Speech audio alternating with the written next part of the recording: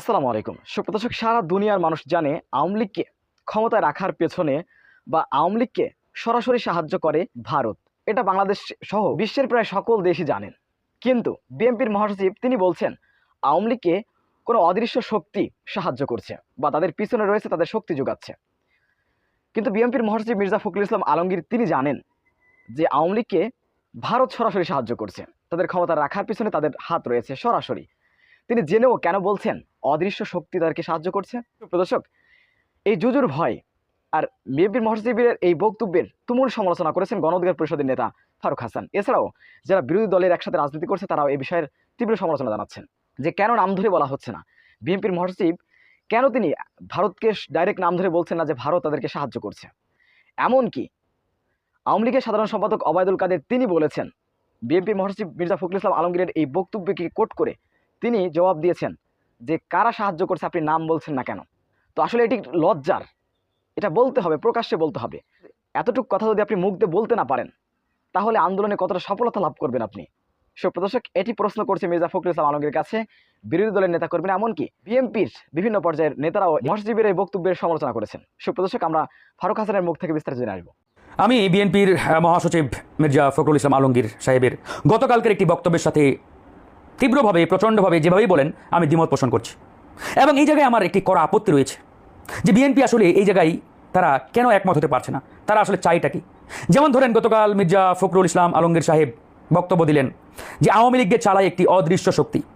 আবার তার এই বক্তব্যকে কোট করে আওয়ামী লীগের সাধারণ সম্পাদক কাদের সাহেব সেটাকে ব্যাপকভাবে ধরলেন যে বিএনপিকে বলতে হবে আওয়ামী লীগকে কে চালায়, হুঙ্কার দিলেন বিএনপিকে দ্বিগুণ গতিতে শক্তিতে দমন করা হবে ইত্যাদি ইত্যাদি। এখন আমার প্রশ্ন, আচ্ছা আওয়ামী লীগকে কে চালায় এটা কি মির্জা ফখরুল ইসলাম আলমগীর সাহেব জানেন না? এটা তো আওয়ামী লীগ নিজেও জানে, সারা বাংলাদেশের 20 কোটি জনগণ জানে। তাহলে বিএনপির এটা বলতে সমস্যাটা কোথায় যে আওয়ামী লীগকে চালায় ইন্ডিয়া, আওয়ামী লীগের মূল শক্তি ইন্ডিয়া? এটা বলতে অসুবিধাটা কোথায়? এই আওয়ামী সরকারের মূল পাওয়ার, মূল শক্তি ইন্ডিয়া, তারাই এই সরকারের ক্ষমতায় বসিয়েছে অবৈধভাবে। এটি বলিষ্ঠ কণ্ঠে বলতে সমস্যাটা কোথায় বিএনপির? আমার বুঝে আসে না। এমন প্রশ্ন করতে পারেন কিভাবে?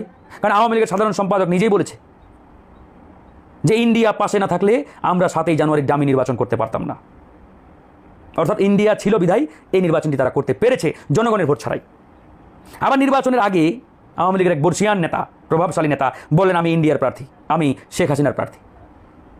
তো এই যে বক্তব্যগুলো, এরপরে কেউ বুঝতে বাকি থাকে এই আওয়ামী লীগে ইন্ডিয়া চালাই, এই আওয়ামী লীগের মূল শক্তি ইন্ডিয়া, এটা বোঝার বিন্দু পরিমাণ অবশিষ্ট কিছু আছে ভাই? তাহলে আপনারা জেনে বুঝে তারপরেও এই সত্যটি বলিষ্ঠ কণ্ঠে কেন বলতে পারছেন না? বিএনপি যদি মনে করে যে তারা ওই ইন্ডিয়ার দাদাদের খুশি করে ক্ষমতার চেয়ারে বসবে, ক্ষমতায় আসবে, তাহলে কিয়ামত পর্যন্ত হয়তো তাদের অপেক্ষা করতে হবে। তারপরে সম্ভব হয় কিনা আমি জানি না, কারণ ইন্ডিয়ার পলিসিতে আওয়ামী লীগের বাইরে কেউ নেই, এটা চিরন্তন সত্য। তাদের পলিসিতে একমাত্র আওয়ামী লীগ, এর বাইরে অন্য কোনো দল আছে বলে আমার জানা নেই। সুতরাং আওয়ামী লীগকে বাদ দিয়ে ইন্ডিয়া বিএনপি, জামাত কিংবা অন্য কোনো দলকে ক্ষমতায় বসাবে, এটা ভাবা আসলে দিবা স্বপ্ন দেখার মতো হয়ে গেল। তো যাই হোক, আমি এত কিছু বলতে চাই না, আমি শুধু একটা কথাই বলতে চাই। আজকে মানুষের ভিতরে জাগরণটা দেখেন। এই যে আমরা ছোট্ট দল গণ অধিকার পরিষদ, আমি ফারুক হাসান চ্যালেঞ্জ দিয়ে বলছি, সারা বাংলাদেশে খোঁজ নিয়ে দেখুন, ইন্ডিয়া হটাও বাংলাদেশ বাঁচাও আন্দোলন যেটি আমরা শুরু করেছি, টেকনাফ থেকে তেতুলিয়া প্রত্যেকটা ইউনিয়নে মানুষের মুখে মুখে পৌঁছে গেছে এই স্লোগান। এত অল্প সময়ে মানুষ এটাকে পিক করবে, গ্রহণ করবে, আমরা নিজেরাও ভাবতাম না। কেন করেছে? কারণ মানুষের ভিতরে জাগরণ, দেশপ্রেম, দেশকে বাঁচার তাগিদ।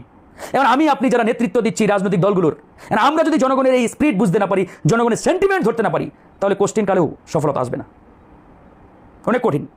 তাই আমি সকলকে আহ্বান জানাবো, অনুরোধ, দল মত নির্বিশেষে আসুন, দেশটাকে বাঁচাই, জনগণকে বাঁচাই। দাবি একটাই, ইন্ডিয়াকে হটাতে হবে, দেশকে বাঁচাতে হবে।